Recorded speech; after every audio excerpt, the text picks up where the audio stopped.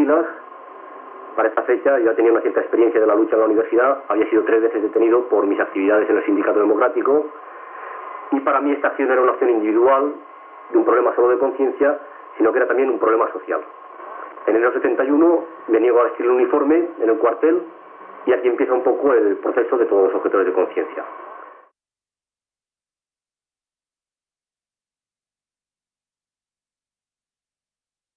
Em dic Pepe Beunza i en 1971 em vaig negar a fer el servei militar a la ciutat de València.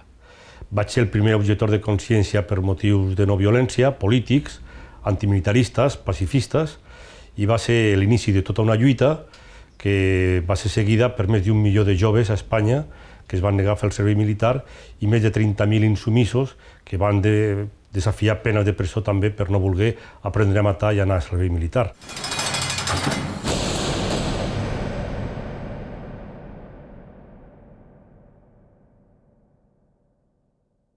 Al negar-me a fer el servei militar em van posar a la presó i precisament estava a la presó de Galeras en Cartagena, era un penal militar, quan vaig rebre la carta de Rafa Rodrigo, un sergent de milícies que em deia que estava d'acord amb mi, que m'admirava i que pensava que tothom devia fer el mateix.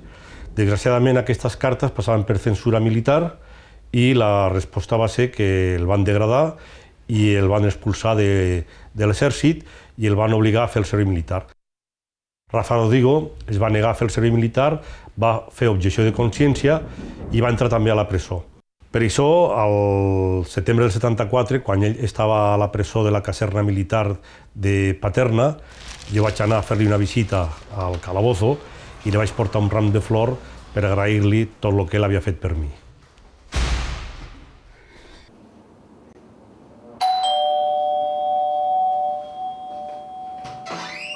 Hombre, Pepe. ¿Te acuerdas? Gracias, como en la cárcel. Igualmente, la belleza de un ramo de flores contra la miseria de la prisión, Pasa. Yo lo que hice fue escribirle a Pepe Beunza, que entonces estaba precisamente en la prisión de Galeras por este motivo, y entonces lo que ocurrió es que me llamaron la atención debido a esa primera carta que le escribí, y me negaron que pudiera tener ningún otro contacto con él. Ese mandato era un atentado en principio contra mi libertad. Yo tenía derecho a escribir a quien quisiera y enterarme y razonar con la persona que fuera. Escribí una segunda carta y entonces ya el caso es que se me hizo un primer consejo de guerra para degradarme como sargento y enviarme a casa. Me encontré con los funcionarios que iban con aquellos abrigos largos, eran invierno, parecía un campo de concentración, los policías rusos, una cosa. Al ser degradado como sargento, a mí me quedaban por cumplir, dentro de lo que era el cómputo del servicio militar obligatorio, me quedaban un cómputo de unos 6 o 7 meses, ¿no?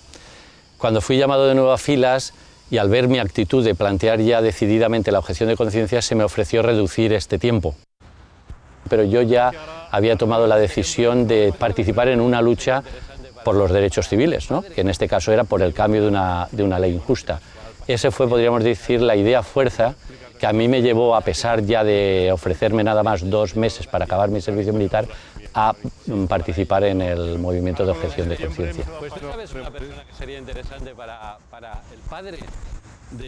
Soc Òscar Cervera, tinc 30 anys, soc d'un xicotet poble de la província de València, de Bugarra, i soc insumís, soc un dels últims insumissos. Em vaig desertar de la caserna a novembre del 98 i vaig eixir de la presó a maig del 2002, quan van eixir els últims 4 insumissos que n'hi havia a la presó, a l'estat espanyol, 6 mesos després de que acabara el servei militar obligatori. Financiado por la CIA, armado por los Estados Unidos, armado por la industria bélica. Vaig conèixer personalment a Pepe Beunza en unes jornades a la universitat on es commemoraven els 25 anys de l'objecció de consciència, de la lluita per l'objecció de consciència i la insumissió, i vaig poder escoltar personalment a Pepe Beunza i això va ser molt significatiu per a mi, de fer una persona que havia lluitat en una etapa molt dura en els darrers anys del franquisme i que continuava lluitant i estava actiu en allò. Sempre m'he dedicat a donar suport als objectors i als insumisos. Llavors, quan va començar tota la lluita de la insumissió, el suport era ajudar gent que estava a la presó per fer-los sortir quan més aviat millor. Per això, quan Òscar Cervera em va venir a veure, em va dir: escolta, que faré insumissió, puc comptar amb tu? Li vaig dir que per mi era un honor donar-li suport. Quan el govern va decidir ja que el servei militar s'acabava, paradòxicament, ells encara estaven a la presó, i això era una vergonya. Per això van escriure al País i van dir: escolta, encara hi ha insumisos a la presó, però el servei militar ja s'ha acabat, per tant això s'ha de denunciar. Van fer un article molt maco allà al País i arrel d'aquest article va haver-hi una certa mobilització de mitjans de comunicació i de gent, i al cap d'uns pocs mesos Òscar Cervera i els altres 4 insumisos, que eren els últims, van sortir de la presó. Òscar Cervera té l'honor d'haver sigut l'últim insumís que ha sortit de la presó.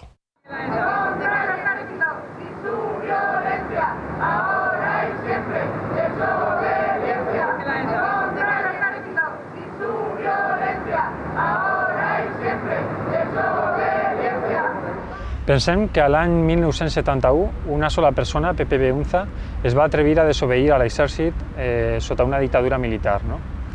Després, aquesta iniciativa va ser seguida per més gent, i al llarg de tota la història de la insumissió, dels 30 anys d'insumissió, ha hagut prop de 10.000 persones que s'han declarat insumissos. 1 miliar dels quals aproximadament han passat per presó, i ha hagut en total 1,5 milió d'objectors de consciència. Nosaltres pensem que això és un reflex de que la història de la insumissió, la lluita antimilitarista, ha tingut un ressò social molt important. Bueno, pues al acabar la Segunda Guerra Mundial, la humanidad asistió horrorizada a los resultados del nazismo, ¿no? Que es lo mismo que decir a los resultados de una obediencia ciega. En principio, a partir de entonces, muchas universidades norteamericanas y europeas hicieron diferentes experimentos sobre lo que se llamaba la obediencia de vida. Las consecuencias de estos experimentos eran terriblemente frustrantes por los resultados indicaban la capacidad que tiene el ser humano de llegar ciegamente a extremos, ¿no?, en la obediencia. Per això hem de recordar aquesta casa on es cultiva la intel·ligència, que no hem nascut per obeir ordres, que hem nascut per actuar amb llibertat i responsabilitat. I també hem de recordar que aquesta universitat, als anys 60, era un focus de lluita antifranquista en la qual jo participava activament. I a prop d'aquesta universitat havia un bar on es juntàvem tota la gent que portaven una estètica diferent, una estètica barbuda, peluts, amb pèl llarg, i va passar per aquí un home que també tenia barba, portava el cabell llarg, i es va trobar en aquest bar i de seguida venia a parlar amb nosaltres, es va trobar de seguida ben acollit i es va explicar que ell venia d'una comunitat de França, que es deia l'Arca, que l'havia fundat Lanza del Basto. Lanza del Basto era un deixeble de Gandhi, era una comunitat de no violents, i es va parlar de no violència, es va parlar d'objecció de consciència, es va parlar d'antimilitarisme, i tot el que es va explicar es va semblar que era molt interessant. Jo penso que hi ha hagut una connexió molt important, no? Els primers objectors de consciència insumisos també eren estudiants universitaris en un moment d'abans de la transició i durant la transició que el món universitari estava molt mogut, no? Hi havia una moguda universitària forta. I de fet pense que també el cicle del moviment d'insumissió connecta amb el moviment estudiantil, no? I d'alguna manera nosaltres també vam tindre un recolzament important a la universitat.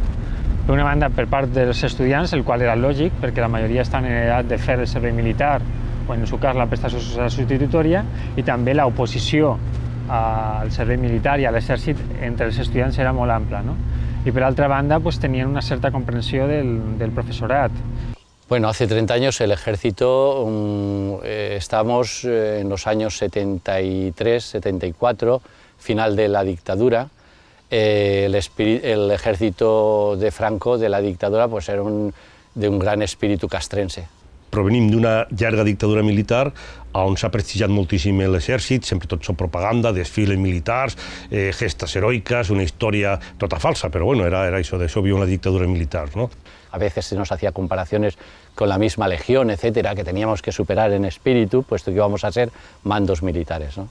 Llavors, en aquella època, clar, l'exèrcit tenia un cert prestigi social, en el sentit de que per molta gent anar a la mili les feia il·lusió i per molts pares li deien als fills: quan vagis a la mili allà et faran un home. Que això era terrible, mira quin concepte d'ombria pensaven, clar, era un sistema totalment masclista, no? Que això va ser el que pensa que la lluita antimilitarista i la insubmissió ha trencat totalment. No? Pensem que als anys 70, inclús 80, el normal era que tot el món anara a fer la mili, no? I tots els pares tenien la foto del xic jurant bandera o a la caserna. No?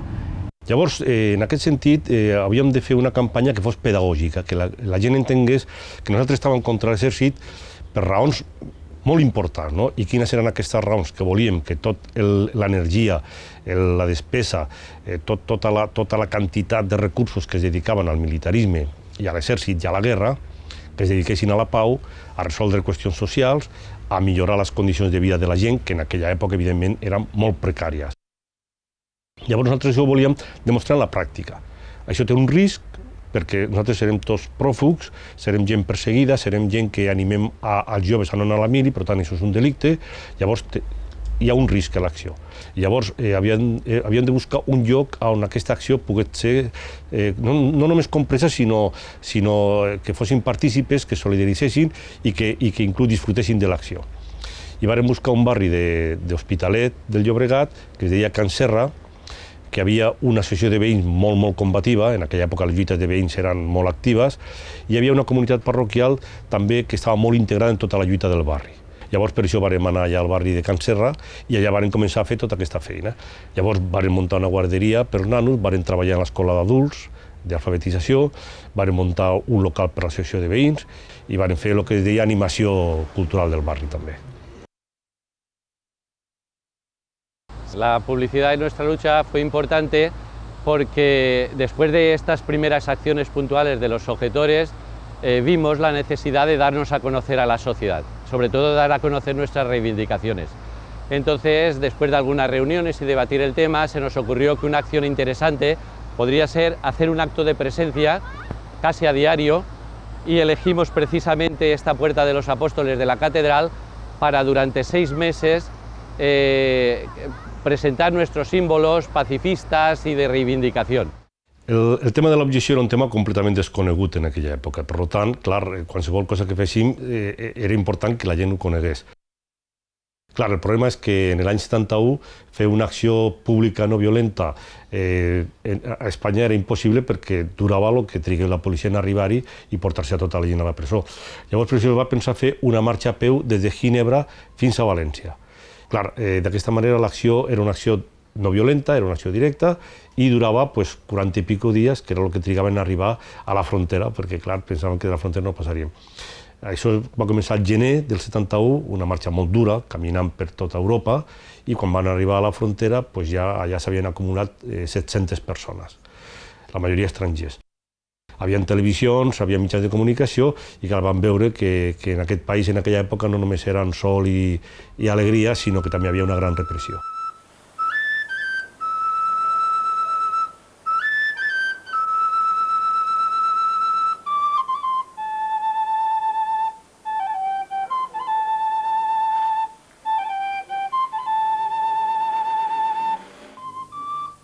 Aquest cartell és molt maco perquè, clar, quan en el moment que jo entrés a la presó havia de quedar algun símbol meu fora, no? Llavors em van fer aquesta foto, tocant la flauta, a mi m'agrada molt tocar la flauta, i estan aquí els idiomes de tots els països que participaven en la campanya de suport. Eren 12 països i aquest pòster es venia i amb les peles d'aquest pòster es va financiar tota la campanya de suport. Gastos militares para escuelas y hospitales. Gastos militares para escuelas y hospitales. Gastos militares para escuelas y hospitales. Gastos militares para escuelas y hospitales. Gastos militares para escuelas y hospitales. Per a nosaltres, la importància de la comunicació i la publicitat de les nostres accions és fonamental. No?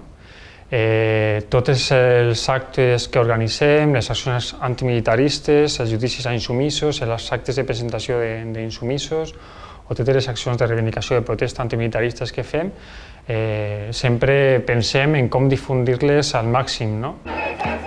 En resum, d'alguna manera nosaltres volem fer coses però que s'entere la gent, no? O sigui, que arriben al màxim públic possible, no? Que s'entenguen també les nostres accions, per això tenen també una dimensió pedagògica clara. L'última acció que van fer per a la meva presentació i que va ser la que finalment em van detindre per anar a presó, va ser una acció que se va fer també a Capitania, però aquesta vegada per la part de darrere, on reivindicaven la socialització dels espais militars. 2 persones varen saltar la valla dins i es van encadenar dins de la bretxa de Capitania. I en aquest instant ja va vindre la policia militar amb una cissalla, va tallar les cadenes i em van detindre, perquè jo tenia una ordre de busca de recerca i captura. A mi em van processar per un delicte que es deia desobediència, perquè no vaig voler vestir l'uniforme, no existia el delicte d'objecció. Llavors vaig seguir el procediment normal, un procés, em van nombrar un militar, que seria el defensor, van nombrar un fiscal, que seria també militar, i al març del 71 em van jutjar en un consell de guerra aquí a la Capitania General de València. Em van condenar a 15 mesos de presó. En mi caso, cuando yo planteo la objeción de conciencia, ya se contemplaba jurídicamente lo que se llamaba la negativa a hacer el servicio militar, que suponía una condena de 3 a 8 años. Nosaltres, els insumisos en les casernes, que era la nova campanya iniciada per el moviment d'objecció de consciència, el que fèiem era anar a la caserna, en el meu cas a la base militar de Marines, prop de València, i després, als pocs dies, al dia següent, als 2 o 3 dies, anar-nos de la caserna. Jo tinc l'immens honor de ser un desertor, que és una figura que està molt mal vista per la societat, i jo penso que és al contrari, són els autèntics herois del segle XX, són els desertors. Em van condenar per desertor a 15 mesos de presó i a un any de presó, i acabar la mili en un batalló de càstig, que això era un batalló que havia al Sàhara. Yo quedé un poco sorprendido por la defensa que hizo el comandante abogado defensor que fue puesto en la instrucción del caso. Y como consecuencia de aquella defensa, tanto encendida, pues la verdad es que se me aplicó la pena mínima en aquellos casos, que fue de 3 años y 1 día. El delicte de deserció, que és un delicte estrictament militar, contemplava una pena de 2 anys i 4 mesos, que era la mínima, fins a 6 anys de presó militar. A nosaltres, els insumisos, normalment ens demanaven la mínima, excepte en algun cas excepcional, que demanaven un poquet més. I bé, al final jo vaig tindre aquesta condena de 2 anys i 4 mesos de presó. Quan arribes aquí, això le deien la prisió modelo. Modelo de misèria física, de misèria material, de tot, però no era modelo de res. Aquí vaig passar molta por perquè era una presó de presos comuns, fins que ja portes uns dies i ja te semblen familiar, ja sembla que la teva cara també s'adapta a la d'ells, o sigui que quan portes un temps ja estàs més tranquil, però al principi estàs callat, no parles amb ningú perquè no refies de ningú. Tanto como después supe en el caso de Pepe Beunza como en el mío, no se nos colocó en ninguna de las naves donde estaban los presos por motivos políticos, sino que formamos parte de la nave o de la convivencia con los presos comunes. I després ja, quan vaig estar condenat, vaig estar un mes vivint a la comuna dels polítics, que va ser una experiència molt interessant aquí a la presó d'aquí, que la relació amb les famílies, la relació amb els polítics, que eren la majoria del Partit Comunista, va ser molt bona, molt bona. Prácticamente los primeros 6 meses los cumplí entre la cárcel modelo de Valencia, luego fui trasladado al penal de Sant Antón en Cartagena e inmediatamente a la cárcel militar de Galeras. Cal dir que dintre de la presó havia a vegades més llibertat que fora, perquè la gent era lliure, la gent que estava dintre, les idees funcionaven molt bé, teníem molts llibres, teníem moltes discussions, per tant era un lloc que vivia una mena de llibertat també. En total, entre la primera causa y la segunda han sido un total de 18 meses de prisión. Vaig estar en total 2 anys de presó i 15 mesos de batalló disciplinari, 3 anys i 2 mesos més o menys. La Guàrdia Civil em va traslladar a la presó militar d'Alcalá de Henares. Això va ser el 3 de març del 2001 i jo vaig estar en presó en règim tancat, en 2è grau, fins a novembre del mateix any. O sigui, en total 9 mesos.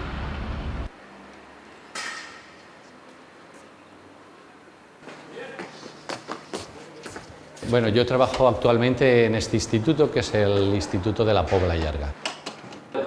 Es un instituto de nueva creación, entonces nos está posibilitando al equipo de profesores que hemos iniciado el trabajo en este instituto, pues desarrollar un proyecto educativo un poco innovador.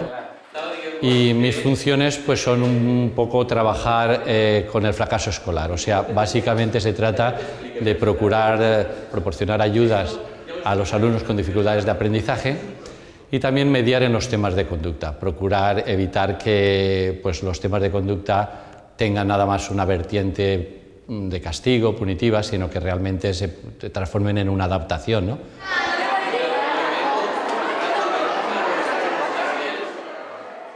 Y muchas veces digo que el reto más grande de la educación es ayudarle a los alumnos a adaptarse a una sociedad que en principio no es una sociedad muy justa, ¿eh? Por lo tanto, se trata de encontrar ese equilibrio, esa forma de vivir, ¿no? En que sepamos respetar a los demás.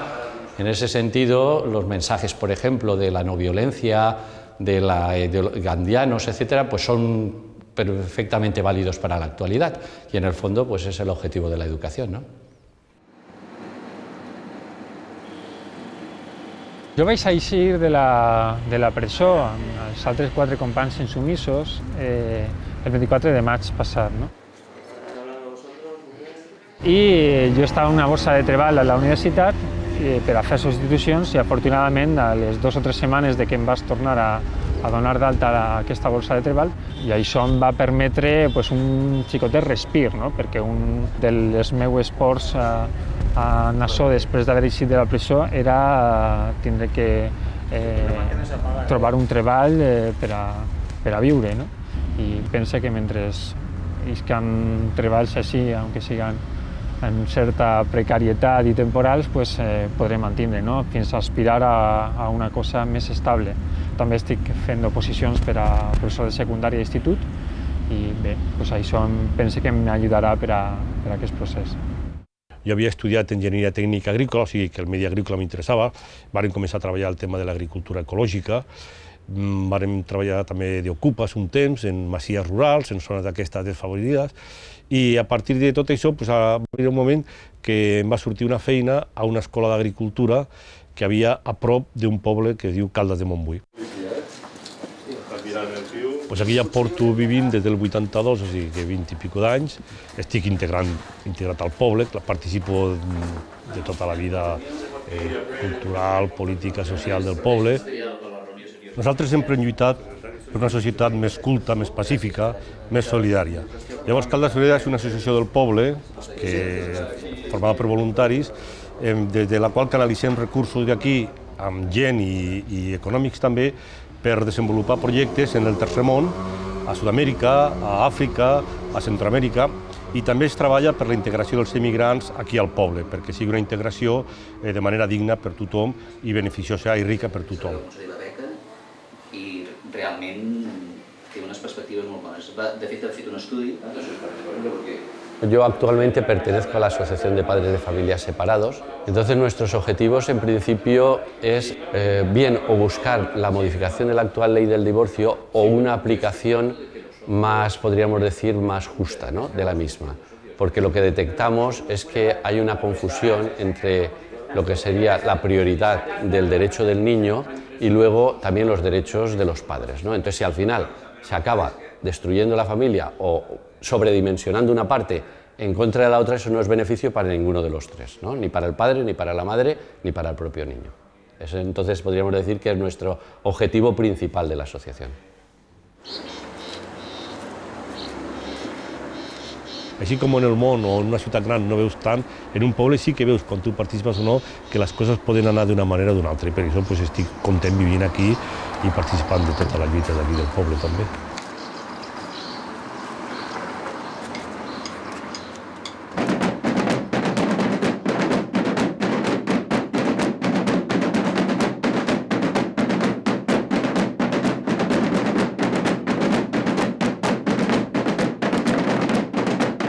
El que passa és que a la vida no estem només per treballar, per lluitar, sinó que també estem per divertir-nos i per crear formes de cultura que siguin divertides.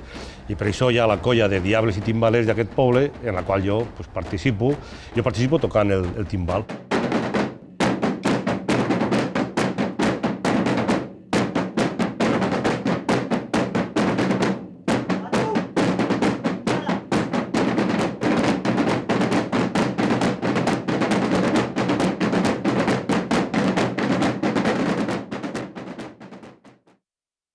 Nosaltres no volíem fer una secta, ni un partit polític, ni un grup estrany. Nosaltres volíem obrir camins de pau, camí de lluita per la no violència y per un món pacífic. O sea, yo creo que hemos sido un colectivo pues, que en principio se han cumplido los objetivos por los cuales nos movilizamos, ¿no?